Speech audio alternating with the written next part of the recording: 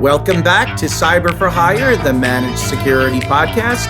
Once again, I'm Bradley Barth. We just spoke to Joseph Brunsman with the Brunsman Advisory Group on the topic of MSSPs and cyber insurance.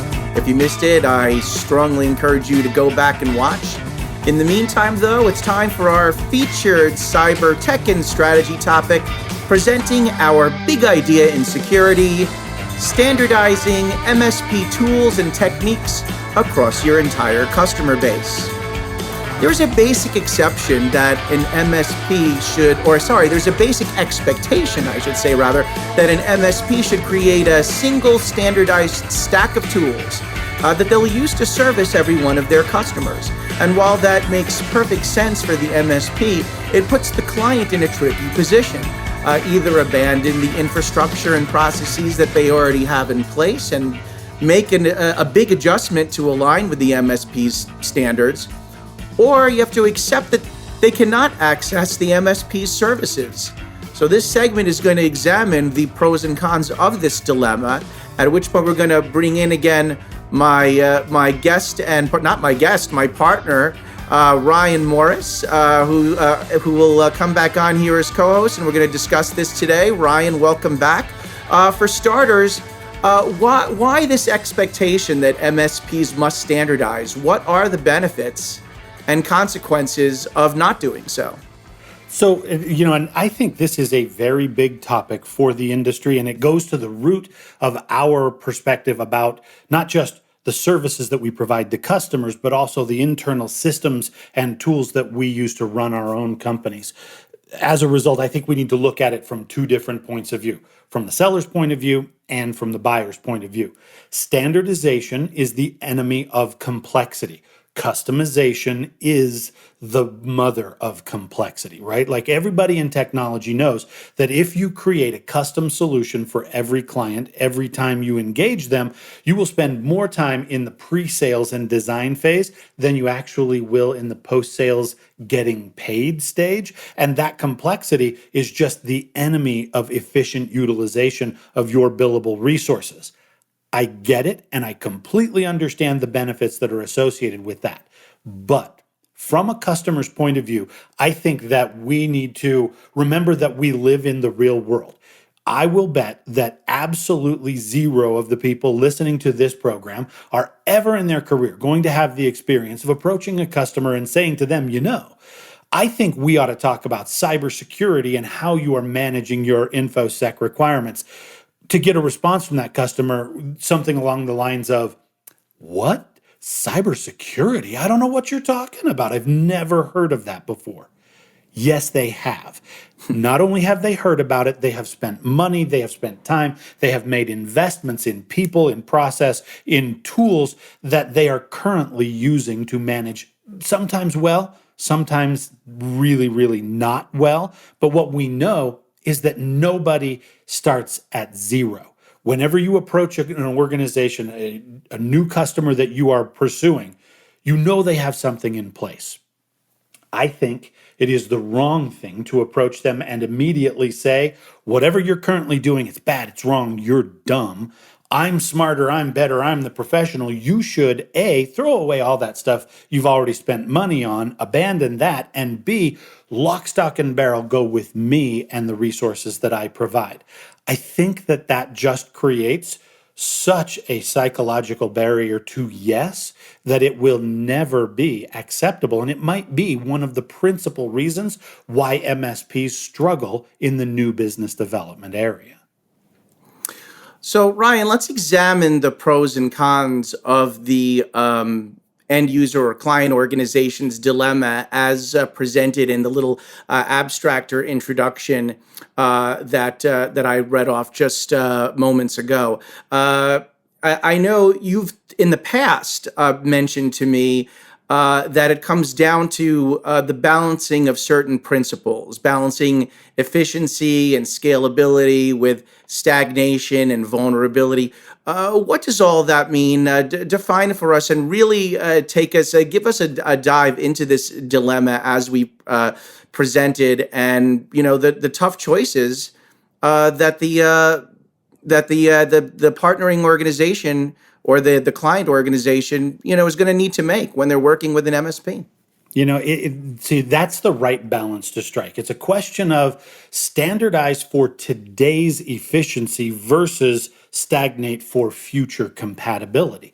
Let's use a non-technical example to look at this a little bit more closely. Think about the airline industry. And in the last 10 years, we've had ups and downs in that industry. Some airlines have been wildly profitable, others have been wildly unprofitable. And other than, non-travel requirements and pandemics, if you look inside that industry and you ask, why is Southwest Airlines consistently one of the most profitable organizations and other mainline entities that are the same size, the same kinds of route coverage, the same kinds of operating complexities, why are they radically less profitable? Well, one of the principal ideas inside the Southwest operation is they fly one kind of airplane. It is the same brand, it is the same model, it is the same configuration. And as a result, not only do they have an easy set of scheduling requirements, they know exactly how many seats are available, how many passengers, what the gate requirements are. All of that complexity melts away and they have one standard template. By the way, if they need to move a pilot from plane 1 to plane 2, they don't have to wonder, well, are you certified on this equipment? Is this different from what your mainline requirements have been in the past? And do I have to go out and look for another pilot who can fly this particular configuration? As MSPs, we live exactly the same world. If we create a standard set of tools, then each of our technicians is already trained and certified to use all the tools in all customer environments and can step in at a moment's notice to provide seamless utilization and coverage. Cool, right? Like that sounds great, but just as soon as you become completely convinced that your stack is absolutely bulletproof, it is the best thing in the world, you know what happens? Your tools vendor comes out with version 9. And then your platform vendor comes out with a new framework protocol. And then you have to deal with new infrastructure and new networking requirements. The server OS gets updated and everything becomes obsolete. So you live in a world where either you are constantly re-standardizing on your stack, or you just draw a line in the sand and you say, we shall never again make progress into the future, and we will stick on what we know. These are the supportable technologies that we will use in our organization. You can already hear from the sarcasm in my tone that that's just not a survivable business strategy. I agree that this is a difficult decision, but what I would say is let's think less about our operating complexity. Let's manage that as much as we can. But let's think more about the customer's adoption process. What's the onboarding experience like for the customer as opposed to what is our sales process like to get that customer?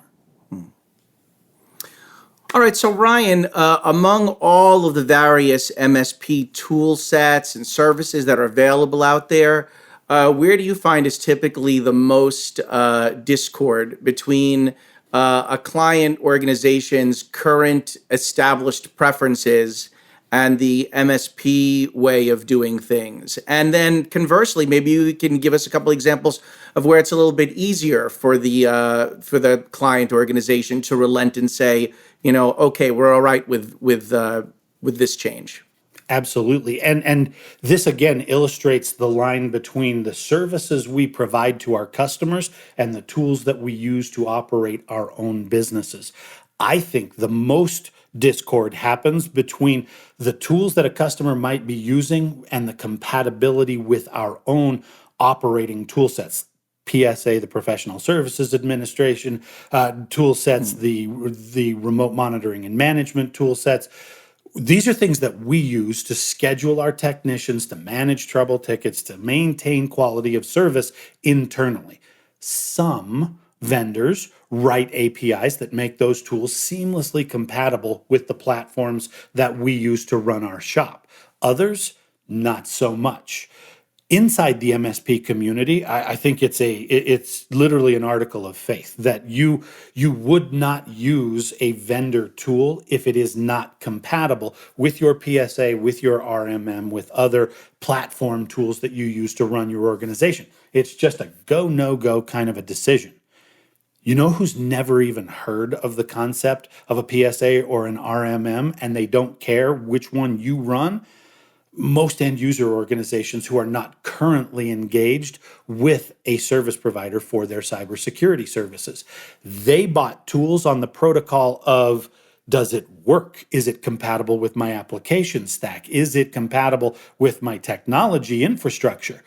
If we go into this and say, I will absolutely never support vendor A because they're not compatible with my PSA tool, that will lock us out of a dramatic part of the customer audience. That's a rule. And again, I get it from a consistency point of view and from automation and utilization. Makes perfect sense. But if that's not compatible with the way that the customer currently runs their operation, that's where we get in trouble. To answer your other side of the question, the good news, I think that there are a number of tools. And again, we say a big shout out of credit to the vendor community in cyber technology. Originally, everything was kind of a horizontal configuration. We looked at cyber tech as a way to protect the data center, to protect the network, to protect the network edge. Many vendors are coming out these days with tools that have vertical market capabilities, things for financial services, module capabilities for healthcare, things that are designed specifically for the operating environment of either a government agency or a K-12 school district.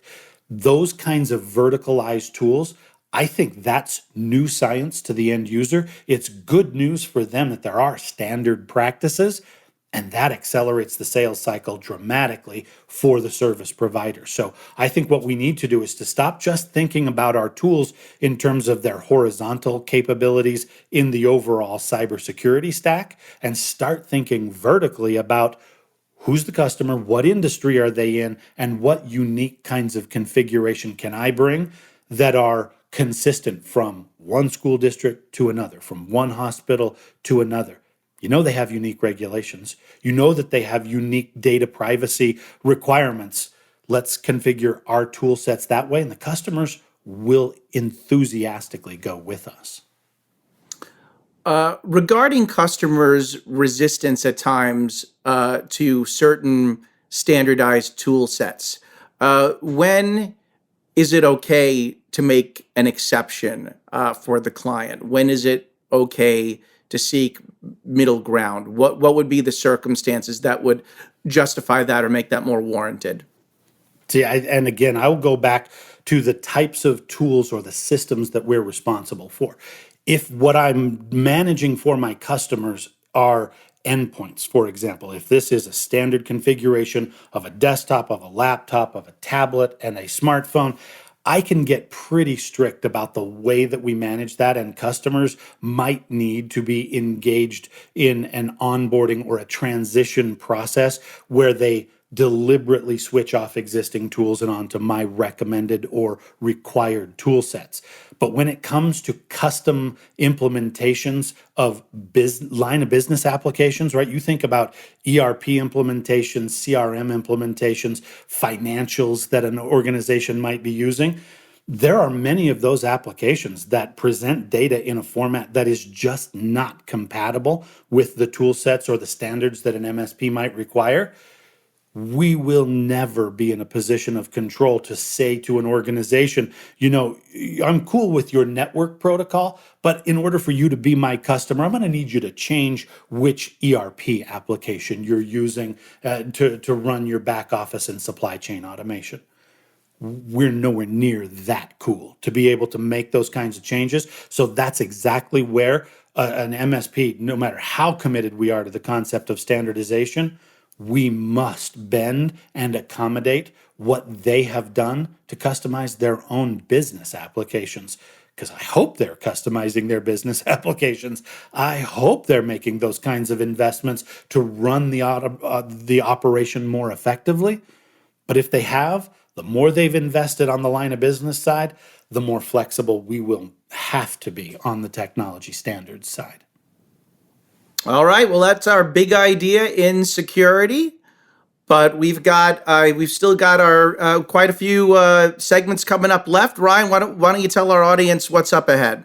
So, in addition to the news of the day and the big hot topics that are going on out there, we also have a segment that we refer to as Dear Cyber for Hire. Dear Cyber for Hire is a place where we try to navigate the complexities of the relationships between service providers and their clients. Service providers have all kinds of questions about how they can be more relevant and more meaningful to their customers. And customers also have a lot of questions about how they can get better service and performance from their service providers. Our goal with this segment is to answer the relationship questions in the most tangible way possible. So we know that relationships are complicated and we don't want to have anybody out there feeling lost or alone. So we're going to present some scenarios that they are very real and tangible between these relationships, but we have tweak the presentation just a little bit more dramatically to protect the identities of the innocent. So, Brad, if you would present for us our next letter in the Dear Cyber for Hire category. Well, it would be my pleasure, Ryan. Here we go. Dear Cyber for Hire, heavens to Betsy. My client partner is way too controlling, and I feel like my voice is being stifled. You see, the client's IT department is our primary contact for doing business. The problem is, it's also the only department that we're allowed to speak with, and no one else. I never expected IT leadership to be the jealous type, but they don't want us having any FaceTime with any of the execs who actually pull the purse strings. Cyber is more than just a technology decision. How can I convince my client of this? Sincerely, Silenced in San Francisco. You know, this gets to the heart of the issue, and I think the only way to solve it is to separate existing customer install base from net new customers. Net new customers, I think, that's the easy one to solve. It's a question of how do we position ourselves at the point of engagement with a customer. If our sales process targets only decision makers within the IT department, we should not be surprised when they get both possessive and defensive about the services that we provide and the expertise that that represents through the IT department into the organization. Our job, as in that case, is to make the IT department look better to their own bosses, and it makes perfect sense why they would want to pen us in. But if our sales cycle also targets deliberately into the financial side of the organization, the business operations side, sales and marketing, other operational entities, then we have a much better chance of being able to get involved with the whole business. Because, as you say, this is not just a question of the IT department solving security. It requires everybody in the organization, and that is something that you can only do when you're allowed to talk to other people. It's much more delicate when we're dealing with the install base, because if we are already penned in and only allowed, we have to ask ourselves why. Is it because they want to control budget questions? Is it because they want to control the introduction of non-standard platforms in their very controlled, carefully designed IT environment? Or is it a question of credibility and defensiveness, right? I'm not the first person to say out loud that some IT decision makers have a little bit of a self-esteem issue when it comes to how they get treated by the business side of the house. Ask yourself this question. Inside that customer organization, is IT perceived as an expense or a cost item, or is it perceived as an operational or a business development expense, right? Is this a cost to the business, a tax on our profits, or is it perceived as an enabler that allows us to go out and run our revenue operations and other elements of the supply chain in a way that makes us bigger and gives us access to a better audience? If IT is a tax, I guarantee that you're going to feel like that decision maker is protective and defensive and doesn't want you to go talk to those other decision makers. But if you can help them be perceived as a business enabler, then getting in front of other business decision makers just expands the influence of the IT department. Your CISO wants to be taken seriously in the C-suite. The So question that's is, the are they a so cost or are they a benefit? Yeah, so that's the key, Ryan. Really, in terms of finding a fix here, in terms of trying to open up the channels of communication, you want to convince the IT department that essentially you can help drive various business aligned initiatives and kind of earn their trust that way, versus, let's say, maybe trying to pull an end around and circumvent them and try to speak with the financial leaders of the organization, going against the wishes of the IT department. See, you hit it right on the head. If you are being penned in by your technical decision maker, the most poisonous thing you can do to that relationship is go around them, go over them with an unauthorized approach to a financial or a strategy or an operations decision maker. That will literally get you uninvited from any future plans inside that customer organization. What's needed is their permission. And the best way to get that we have ever found is to not approach this like, I want to talk to more people than you, but rather to look at it in terms of the pain of that individual and say, which department in your business or operation is the source of your very most headaches? Which one? Is it customer service? Is it the call center? Is it accounting and finance? Which department gives you the most heartburn? You tell me who that decision maker is, introduce me to that decision maker, and I will go eliminate that heartburn and make sure that they become good citizens within your existing cyber strategy. And then once we do it once, we can do it again and again and again, right? If we're trying to expand our influence, that just looks a little bit greedy and commercial. But if we use it instead as a way to eliminate pain for our relationship partners, now they're happy to have us go talk to the business side of the house. Makes sense. Excellent point, Ryan. Thanks. That's excellent advice. Hopefully, our listeners have learned from this and don't make the same mistake. And remember, if you've been struggling with your managed security services relationship, whether you are the user or a provider, we want to hear from you. Please write us at cyberforhire@cyberriskalliance.com, and we might use your letter in a future episode. Well, as any security practitioner can tell you, there's no shortage of headlines filling up the cyber news feeds every single day. So we wanted to highlight a few items that we curated just for you. And so we present to you the security detail.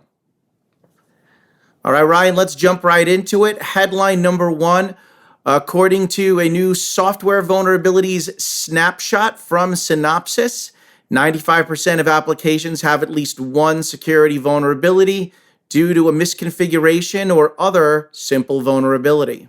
Your take? My take is this is not rocket science, and yet it is our single biggest source of vulnerability.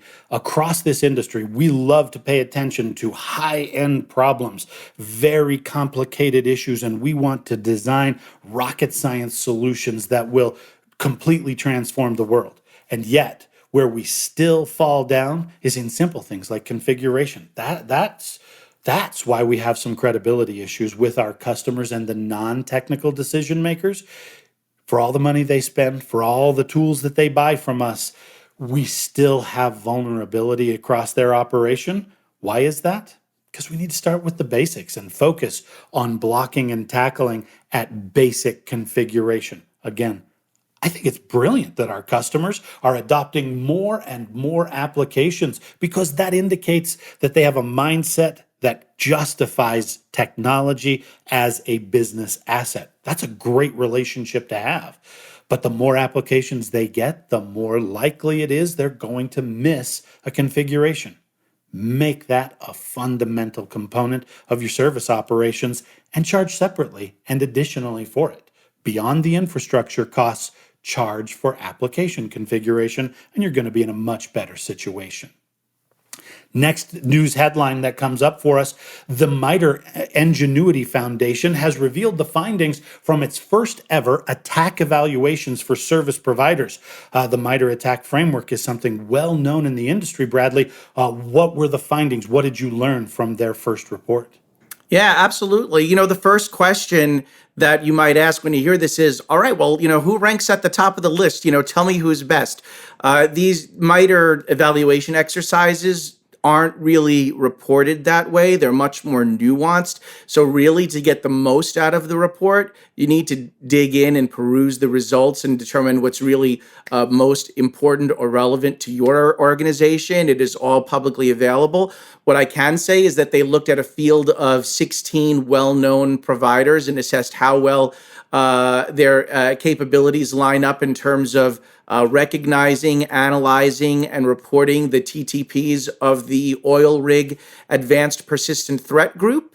And these evaluations, by and large, the 16 participants did very well. There were a few missed tactics here and there, but overall, they performed well. It's a valuable report because, frankly, organizations that are thinking of using an MSSP that are short on security talent to begin with, they need these type of services. This is almost a way that they can perform or have someone perform for them offensive security on these MSPs to help guide their purchasing decisions. So whatever questions that you might be asking about these potential providers in terms of can they stand up to certain types of attacks or certain types of procedures, you can peruse this report, look up the TTPs that are most important to you, and see how these individual MSPs fare. And it's like doing an offensive security exercise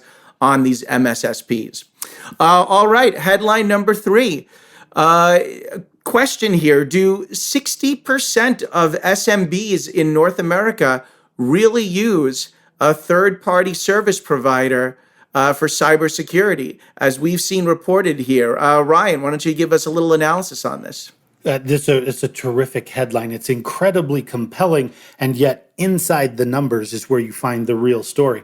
I'm a data nerd, and so I have a lot of questions whenever I see percentages in headlines, because invariably they're going to be oversimplified. This one actually says in North America, 60% of all SMB organizations use a third party to outsource their cybersecurity. And my answer is, I fundamentally cannot believe that that is true, because if that were true, the managed security service provider industry would be dramatically larger, and we would all be making much more money than we are right now, because 60% of SMBs in North America is literally millions of organizations, and that's just not true. I think what's happening here, to get inside the data, and ESET did a good job. They're the ones who were the authors of this report. They did a good job of kind of digging in by vertical and by segment to understand what kind of external services they're providing. What I think is going on here is that many customers believe if I use a cloud service, for example, and it has a built-in password protection, well, I'm not responsible for that function. Therefore, I've outsourced it to a third party. If I use, Office 365, hey, there's a lot of Microsoft security tools in there. That means I've outsourced to a third party, and I'm not responsible for the cybersecurity. I don't think that means that they have a structured agreement with a professional service provider organization that provides a full portfolio of security services. But all that means is that that's an opportunity. It's a foot in the door for people who are at least using a little bit of paid third-party security services. Let's go sell them an entire suite of those solutions. Next on our headlines, number 4, multiple reports and warnings on email security scams centered around the FIFA World Cup in 2022 are emerging in the digital landscape. The World Cup kicks off in just a few days. Bradley, what are we learning about this new theater of attacks? Yeah, well, it's an exciting time, obviously, the World Cup. And, I plan to be doing some watching myself. I do not, however, plan to attend.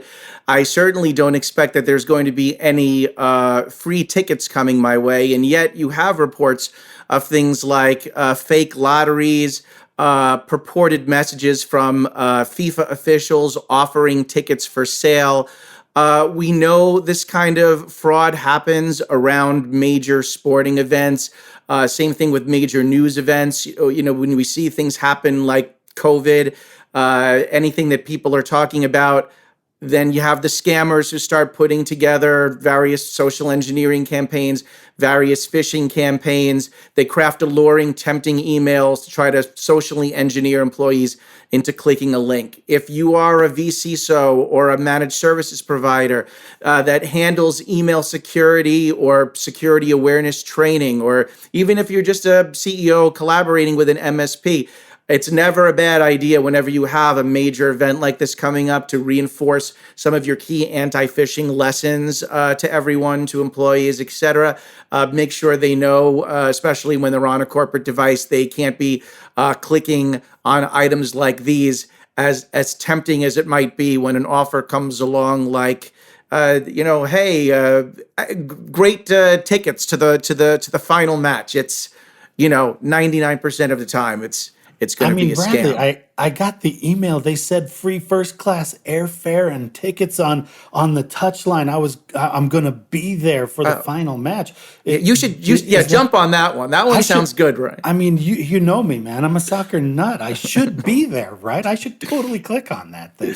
Oh, absolutely. Yeah. You click on it for sure. And then we'll have an excellent story to tell next week about how you got scammed. And the show the show makes itself. Yeah. Obviously, it'd be great if these things were true, but they rarely ever are. And so we have to watch out for those. And so finally, we have, drumroll please, our irrelevant news item of the week. Now, this is a real pitch that Ryan or I have received in our inboxes for reasons that are entirely inexplicable to us. And so I received an email that led off as follows.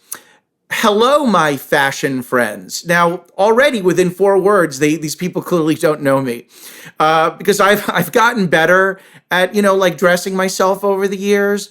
But with that said, I'm wearing the same Cyber Risk Alliance shirt for basically every episode of this thing.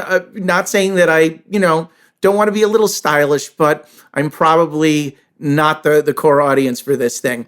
Anyway, it says, we're thrilled to represent the most runway shows with Art Hearts Fashion and LA Market Week, which consists of a series of fashion events and network gatherings for emerging and established LA designers and fashion buyers, other notables in the fashion industry. If you can attend, we have VIP gifting, backstage interview access with models, and a bunch of LA celebrities who'll be walking the shows. Top secret who those people are, though. I don't know, Ryan, what do you say? Should we go? Do you have a good runway walk? I do not have a good runway walk, but I do believe they buried the lead. Backstage access where you could meet and actually have a conversation with a model. I might be overgeneralizing, but that might be a first in a lifetime experience for almost all of us in the cybersecurity industry. I might be overgeneralizing, but I don't think that when we say fashion, we think technology. The techies among us will admit with a gracious heart that we could all benefit from a little bit of style advice, and that's something that we're all working on. But we're the ones who are most likely to show up in a suit and a tie and black tennis shoes or something like that when we I've get always said, invited right? to a Yeah. nice environment. Exactly. No, it's so true, right? Like this particular industry, maybe more than any other, really does run the gamut, right? You get everything from, very more formal, like suit and tie type attire, like all the way down to like, ripped jeans and a stained t-shirt. And it's all kind of like acceptable. It's like all in the spectrum of like acceptable dress in the cybersecurity space. You know what? I'm a guy who, when I go out in public, I do often wear a suit and a tie, and I'm almost always the only one in the room doing that. But you'll notice here on this podcast, I dress for comfort, not for fashion. That it's a completely different set of attributes that I'm aiming for. Yeah, absolutely. All right. Well, I think you look great, Ryan. You look nice and stylish. And Thank now's where you you say very something much. nice about me.